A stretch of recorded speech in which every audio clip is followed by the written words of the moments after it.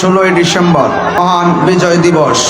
এই দেশকে স্বাধীন করতে গিয়ে অসংখ্য বীর বাঙালি, এই দেশের সকল ধর্মের মানুষগুলো ঝাঁপিয়ে পড়ে পাকিস্তানের হানাদার বাহিনীর কাছ থেকে এই দেশের স্বাধীনতা, এই দেশের সার্বভৌমত্ব বুঝে নিয়েছিল।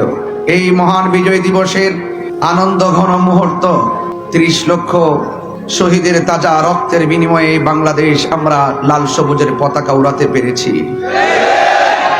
দেশের সার্বভৌমত্ব নিয়ে যখন দেশি বিদেশি চক্রান্ত চলছে, ঠিক ওই মুহূর্তে যখন আমরা মুক্তিযুদ্ধের চেতনায় স্বাধীনতার সপক্ষের শক্তিগুলো দেশকে নিয়ে ভাবতে শুরু করেছি, ঠিক ওই মুহূর্তেই আমাদেরকে স্তব্ধ করে দেওয়ার জন্য আমাদের মাথার উপরে কালো মেঘ জমেছে।